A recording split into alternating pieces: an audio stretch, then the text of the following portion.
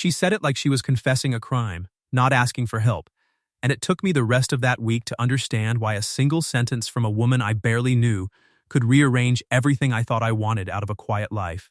There's a bench outside my shop that still has a burn mark on the armrest where my sister Callie set down a soldering iron when she was 14 and too impatient to wait for me to clear a spot. I never sanded it out. People ask about it sometimes, strangers mostly, and I tell them the truth. My little sister used to sit there every afternoon after school, and now she doesn't, and the mark is the only thing that still remembers her the way I do. My name is Wyatt Colson. I'm 31, and I run a small engine repair shop on the edge of Millhaven, a town in the Oregon foothills small enough that everyone still waves from their trucks. I fix lawnmowers, chainsaws, generators, the odd outboard motor somebody hauls in on a trailer looking half apologetic about it. It's not the kind of work anyone writes songs about. But it's honest, and it pays, and it gives me enough quiet hours with grease on my hands to think about things I'd rather not think about. I raised Callie myself starting when I was 22 and she was 11, after our parents died in a highway accident that I still can't talk about without my jaw going tight. I learned to braid hair from a video on my phone. I learned to sign field trip permission slips in a hand that didn't shake. I learned that a house can be full and still feel like it's waiting for something. Callie left for college 2 years ago, and she calls on Sundays, and I'm proud of her in a way that sits somewhere underneath my ribs like a stone. But the house got quiet in a way I hadn't planned for. I hadn't planned on discovering that the sound of somebody else's footsteps down the hall was something I actually needed to hear. The Lindqvist Feed and Hardware sits 2 doors down from my shop, in the same brick building it's occupied since before either of our fathers were born. Everybody in Millhaven has bought something from that counter: fence wire, seed, a spare fan belt, a bag of chick starter. And everybody in Millhaven knew Nathaniel Lindqvist, who ran the place for 40 years with the kind of quiet decency that made people trust him with things they wouldn't tell their own family. He died a year and a half ago. His daughter Sadie came home from Eugene to bury him, and never quite left again. I'd known Sadie the way you know somebody who went to your high school 3 years behind you. A name, a face at the edges of things. Nothing more.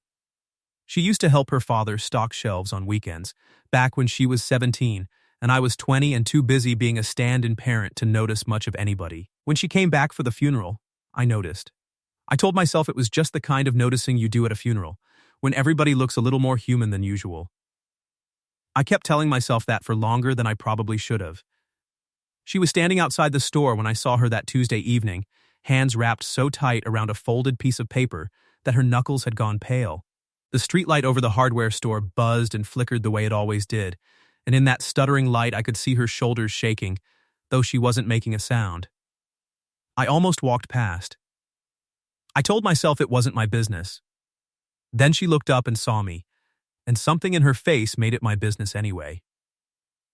"Sadie," I said. "You all right?" She didn't answer right away. She just held the paper out to me like it weighed more than she could carry, and when I unfolded it, I understood why. It was a notice from Cascade Trust Bank, cold and typed and utterly without mercy, informing her that the balloon payment on her father's business loan, a payment he'd apparently structured years ago and never told her about, was due in full by end of business Sunday, or the bank would begin foreclosure proceedings on the store and the building above it, where she still lived in the same small apartment she'd grown up in. "I found out this morning," she said, and her voice was so quiet I had to lean in to catch it over the traffic. "I've been going through his files for a year trying to understand the business, and I never saw it. He must have known this was coming and never told me." She laughed, but it didn't have any humor in it. "The bank gives me till Sunday." I read the letter twice, mostly because I didn't know what to say, and reading gave me something to do with my hands. The number at the bottom was large enough to make my chest go tight on her behalf.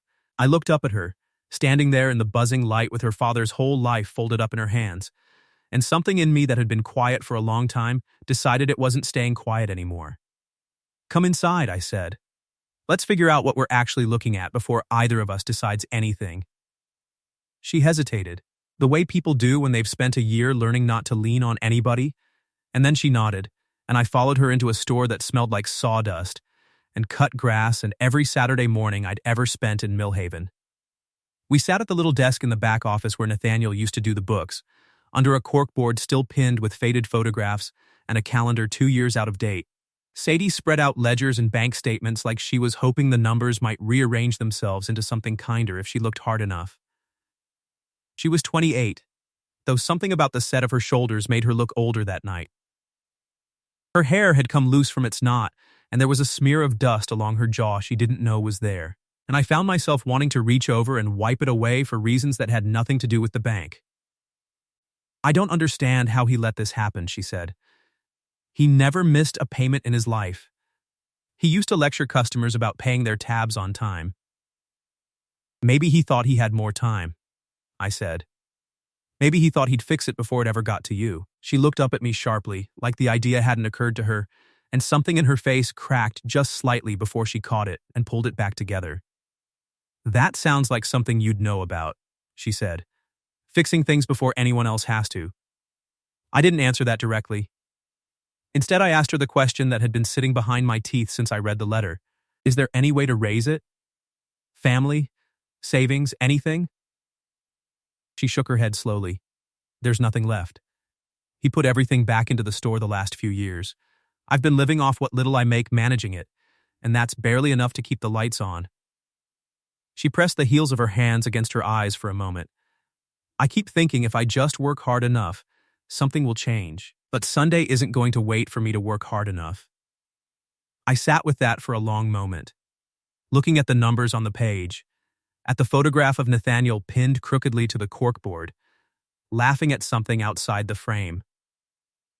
And I thought about a version of my life 2 years from now, if I let this moment pass, the way I usually let moments pass. Quiet, careful, safe. I thought about Callie's empty room down the hall, and the burn mark on the bench outside my shop, and how tired I was of being the only person in my own house. "There's one thing that could buy you time," I said carefully. "The loan's tied to the property, but it's structured as a personal note against your father's estate. If the property changed hands, if it became joint property, held by a married couple instead of a single inheritor, the bank would have to reassess the terms under a different set of covenants. I've seen it happen with a farm 2 towns over. It doesn't erase the debt, but it stops the Sunday deadline cold, and it buys real time to refinance properly instead of losing everything to a fire sale." Sadie stared at me like I'd started speaking a different language. "You're talking about marriage." "I'm talking about marriage," I said, and my own voice surprised me with how steady it came out, given how unsteady I felt saying it. She let out a short, disbelieving breath. "Wyatt, we barely know each other." "I know," I said, "but I know you loved your father enough to spend a year trying to understand a life's work you never asked to inherit. I know you haven't asked a single person in this town for help since he died, even though half of Millhaven owes your family more favors than they'll ever repay. And I know the alternative is watching this place get sold off to whoever the bank hands it to fastest." I paused. This isn't charity. I need this town to still have a hardware store 2 doors down from my shop. Selfish reasons count too. She studied me for a long moment, the kind of look that tries to find the catch in an offer before it lets itself believe there isn't one. "What do you get out of this?" I thought about lying, about making it sound simpler than it was. I didn't. "Maybe a house that doesn't feel so empty," I said, and watched something in her face soften at the honesty of it, even as her eyes went bright with tears she didn't let fall. The church bell down the block rang out 7 slow notes into the evening. Sadie looked at the letter still sitting between us on the desk, then back at me, like she was doing the math on what she stood to lose against what she might, impossibly, be about to gain. "When?" she asked finally, and I understood she wasn't asking about paperwork. "Saturday," I said. "Courthouse opens at 9. We keep it simple, and it buys you through the deadline with room to spare." She was quiet for a long moment, and then, so softly I almost missed it under the hum of the streetlight outside, she said, "Then we get married Saturday." I nodded, and something in my chest loosened for the first time in longer than I wanted to admit. Neither of us said anything else about it that night. We just sat there among her father's ledgers, two strangers who had somehow just decided to become each other's whole plan and let the quiet settle around us like it belonged. Saturday came faster than either of us was ready for. I woke before dawn and lay in bed longer than usual, listening to a house that felt like it was holding its breath along with me. I shaved carefully, put on the one-collared shirt I owned that didn't have a grease stain worked permanently into the cuff, and drove to the courthouse with my palms sweating against the wheel like I was 20 years younger than I was. Sadie was already waiting on the steps when I arrived, wearing a simple pale green dress that had belonged to her mother, she told me later. Though I could tell before she said it, from the careful, protective way she kept smoothing the fabric like it might disappear if she stopped touching it. Her hair was pulled back, a few strands loose around her face, and when she saw me, she went very still. "You look different," she said. "So do you," I said, and meant it more than I let show. Old Gerald Pruitt, who'd known both our fathers, stood as our witness alongside Sadie's Aunt Rosalind, who'd driven up from Bend the moment Sadie called her, suspicion written plainly across her face the whole ceremony. The clerk read the vows in a flat, bureaucratic voice that made the whole thing feel smaller and stranger than it deserved to feel. When it came time for rings, I slid my mother's old silver band onto Sadie's finger, the only ring I had that meant anything, and her hand trembled just once before it fit. "You may kiss if you wish," the clerk said, sounding bored, and Sadie went rigid beside me. I gave her every chance to step back. She didn't. I pressed my mouth to hers for no more than a second, a promise more than a kiss, and when I straightened up her eyes had gone wide and startled, like she'd felt something she hadn't expected to feel. Rosalind hugged her afterward with tears in her eyes and suspicion still in her voice. "You call me if this goes sideways," she told Sadie, loud enough for me to hear. Sadie only laughed, the first real laugh I'd heard from her all week, and told her aunt she would. We filed the paperwork before noon. By that afternoon, the marriage was official, and the property was legally joint, and somewhere in a downtown branch of Cascade Trust Bank, a foreclosure clock that had been ticking toward Sunday quietly reset itself against a new set of terms. Sadie didn't cry with relief the way I half expected. She just stood in the middle of her father's back office, staring at the ledgers like she couldn't quite believe they'd stopped threatening her, and said, so quietly I almost missed it, "We actually did it." "We actually did it," I agreed. That evening, I moved a duffel bag of clothes into the small apartment above the store, and we sat at her kitchen table, eating sandwiches, because neither of us had thought to plan an actual dinner for our own wedding day. It should have felt strange. Somehow it mostly felt like relief. The next weeks found their own rhythm faster than I expected. I kept my shop running in the mornings and spent afternoons helping Sadie restock shelves and haul feed bags, learning the store the way she'd spent the last year learning it herself. She kept the books with a careful, stubborn precision that reminded me painfully of her father, correcting my clumsy attempts at inventory with the patience of somebody teaching a slow but willing student. In the evenings, we sat on the narrow balcony above the store, with two mismatched mugs of coffee, watching Millhaven's one traffic light blink from red to green to red over an intersection that never had more than 3 cars waiting at it. I learned that she hummed old country songs under her breath while she swept the floors, off-key and unself-conscious in a way that made something in my chest ache pleasantly. I learned she kept a photo of her mother tucked into the edge of the register drawer, worn soft at the corners from being touched too many times to count. I learned that she still set 2 coffee cups out most mornings before she remembered her father wasn't coming down to fill his.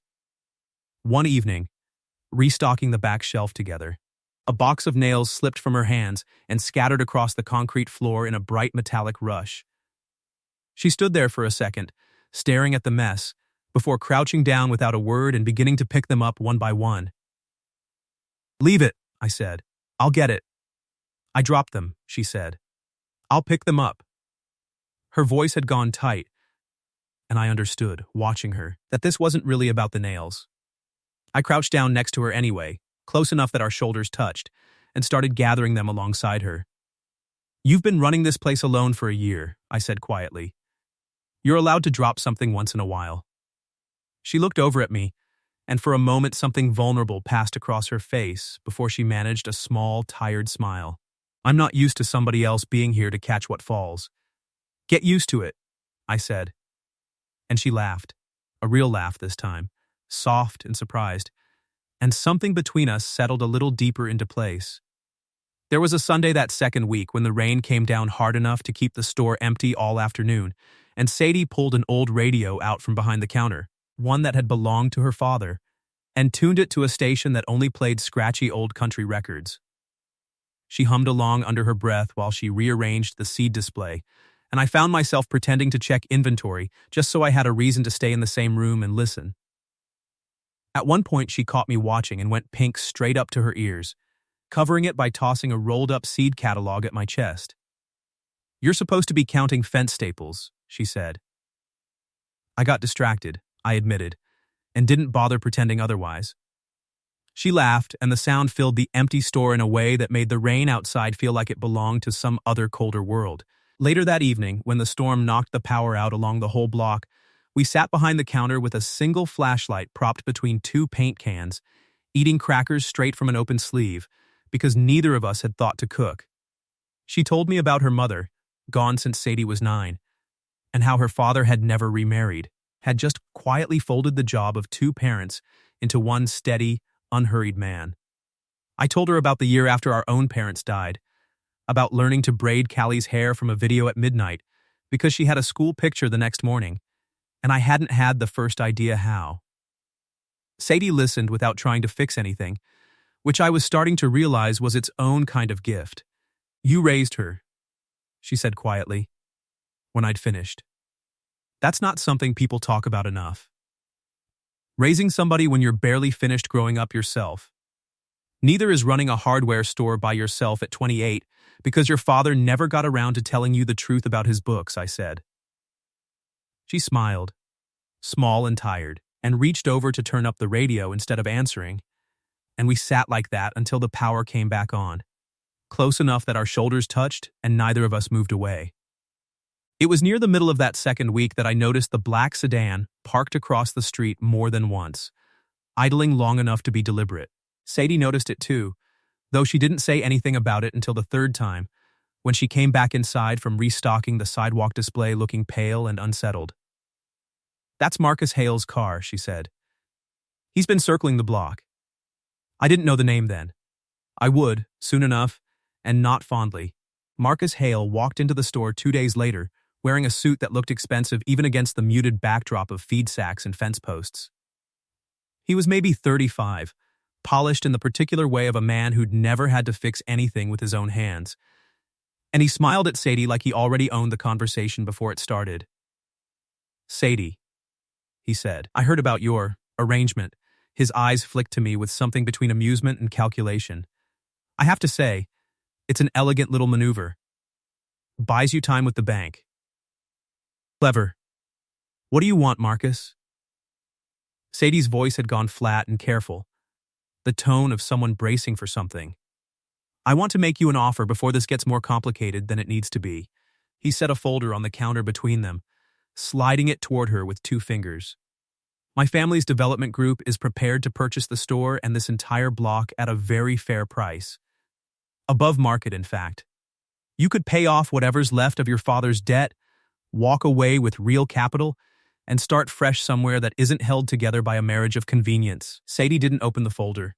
"This building has been in my family for 3 generations, and your father nearly lost it twice before, from what I understand," Marcus said, his smile never wavering. "Sentiment doesn't refinance a balloon payment, Sadie. I'm offering you a way out that doesn't depend on." His eyes flicked to me again. Improvised arrangements holding together under pressure. I felt something tighten low in my chest, a protective instinct I hadn't fully expected from myself. "The marriage isn't improvised," I said evenly, "and the store isn't for sale." Marcus looked at me properly for the first time, taking in my work shirt, the grease still faintly visible under my nails despite scrubbing. "No offense intended," he said, in the exact tone of a man who intended plenty. "I just know how these things tend to go. Marriages built on a deadline have a way of not surviving once the deadline's gone." He turned back to Sadie. "Think about it. The offer stands for 2 weeks. He left the folder on the counter and walked out, the little bell over the door jingling cheerfully behind him like it hadn't just heard something poisonous. Sadie stared at the folder for a long moment after he'd gone, her jaw tight. "He's been trying to buy this block for years," she said. "My father always refused him. Now he thinks grief and debt will finally get him what my father wouldn't give him." "Your father was right to refuse him," I said. "This town doesn't need another strip of Marcus Hale's developments where the hardware store used to be." She looked at me, something searching in her expression. "Why does it matter so much to you?" I hesitated, then told her the truth. Because it seemed like the night for it. Because Millhaven's small enough that everybody's business touches everybody else's. If your father's store disappears, it isn't just your loss. It's mine too. It's Callie's, if she ever comes back to raise her own kids here. It's the whole shape of this town, slowly getting bought up by men who never have to live in what they build. I paused. But it's more than that too. I don't want you to sell it because it's the only thing left that still has your father in it. Something in her face cracked open at that, and she looked away quickly, blinking hard, before picking the folder up and dropping it, unopened, into the trash can behind the counter. The days after that carried a different weight.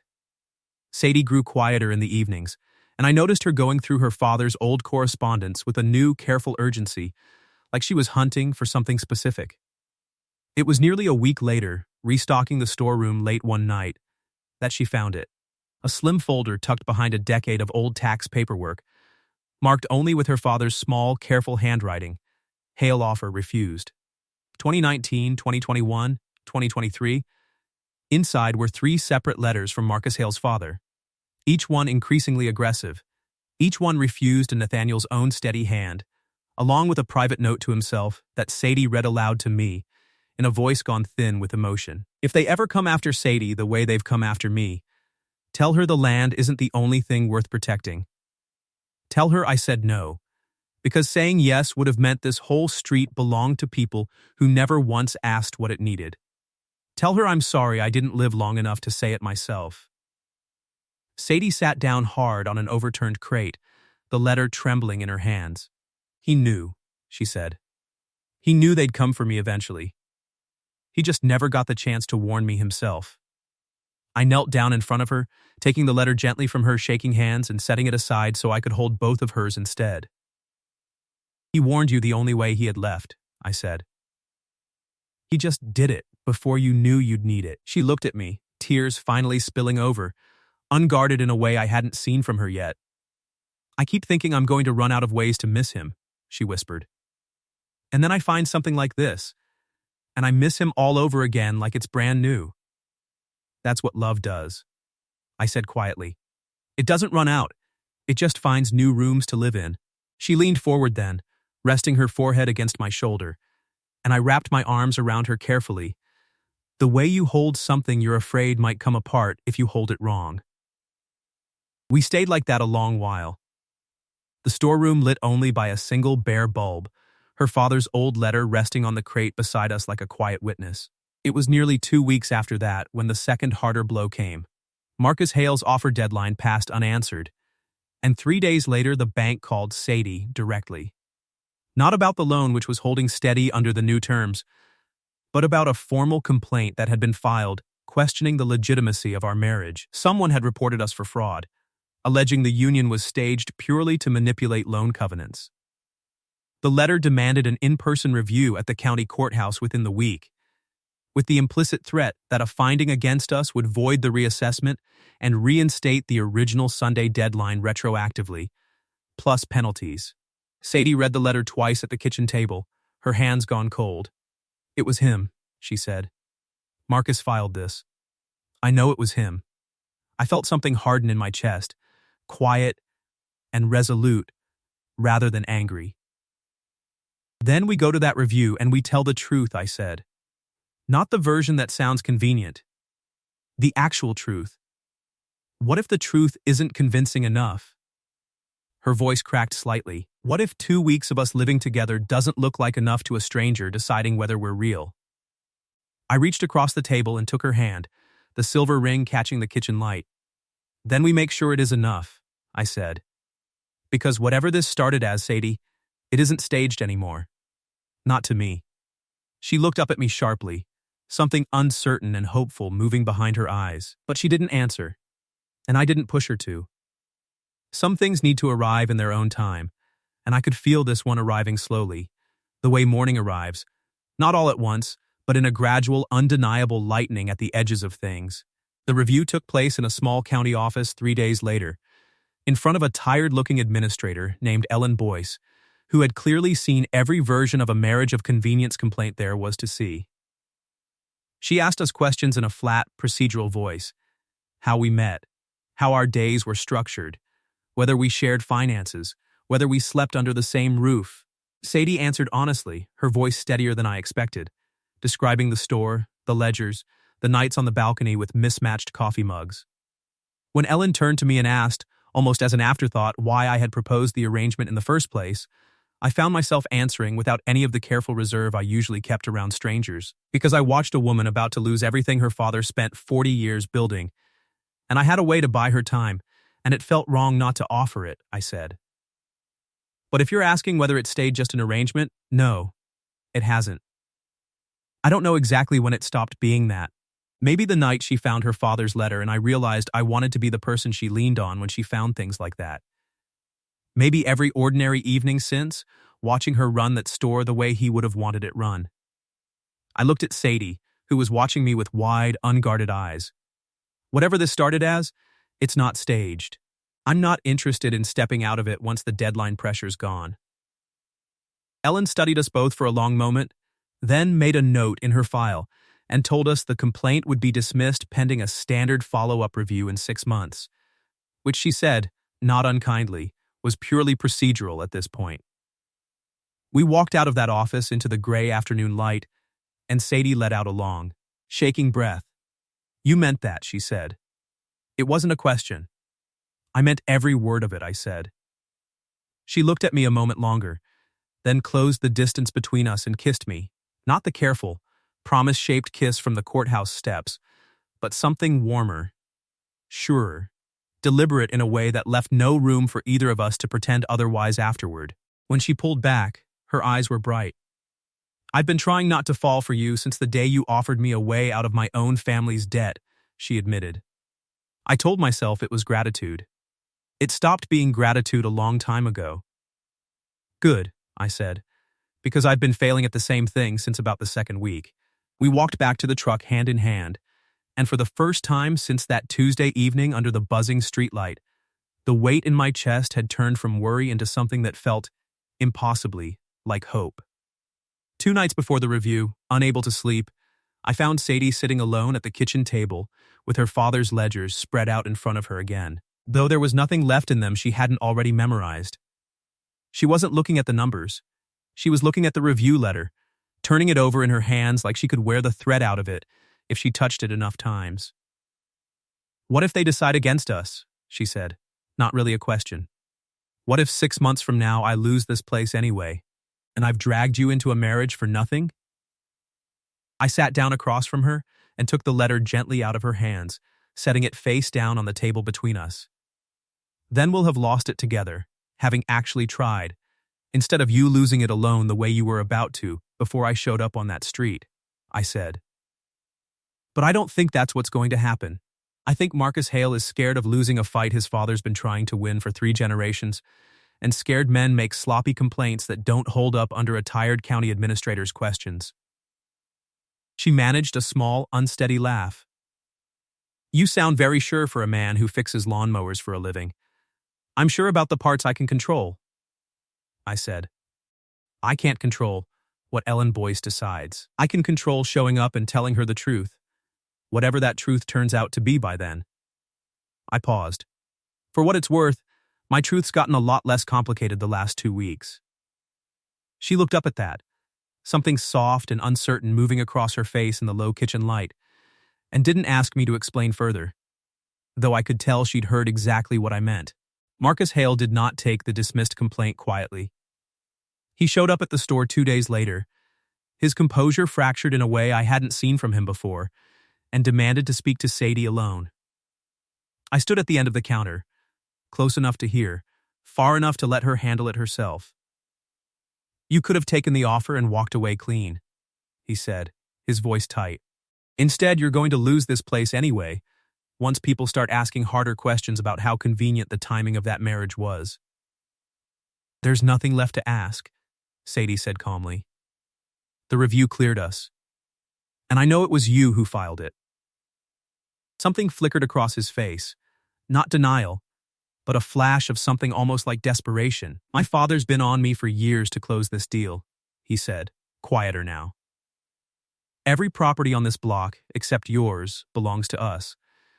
He tells everyone I'm failing the family if I can't bring in the one holdout my grandfather couldn't buy either. I'm not," he stopped himself, jaw tightening.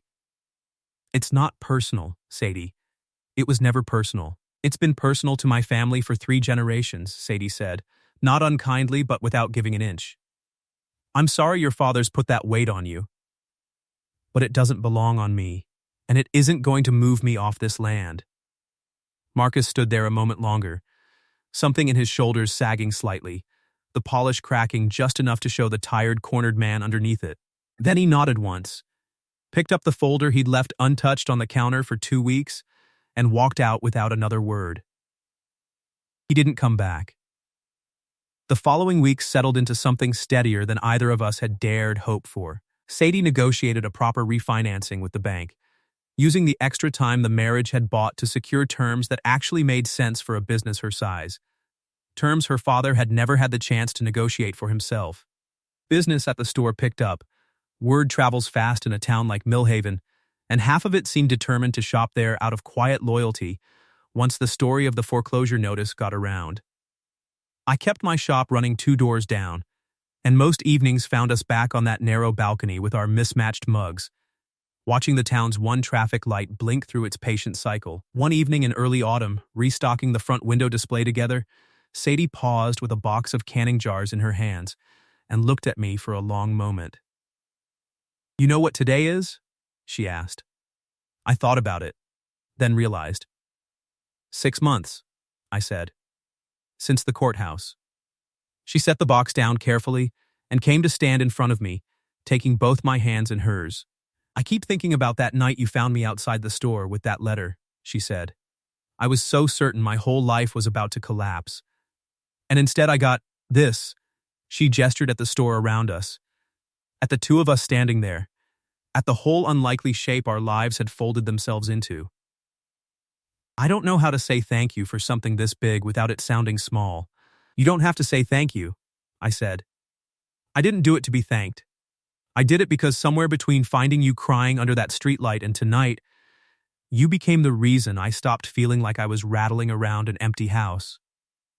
Her eyes filled, but she was smiling now, steady and sure in a way she hadn't been that first Tuesday.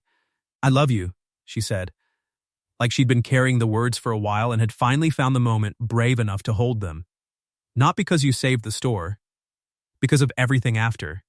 Because you crouch down and pick up nails with me instead of just telling me to leave them. I love you too," I said, and meant it in every quiet, ordinary way the word deserved. I think I have since somewhere around the 2nd week, when I stopped thinking of the apartment upstairs as somewhere I was staying and started thinking of it as home. We were married again the following spring, not out of legal necessity this time, but because Sadie wanted a real ceremony, one that wasn't shaped by a bank's deadline. We held it in the lot behind the store, strung with simple lights, folding tables borrowed from half the businesses on the block, Callie flying home to stand beside me looking prouder than I'd ever seen her. Rosalind cried through the whole thing and pretended she wasn't.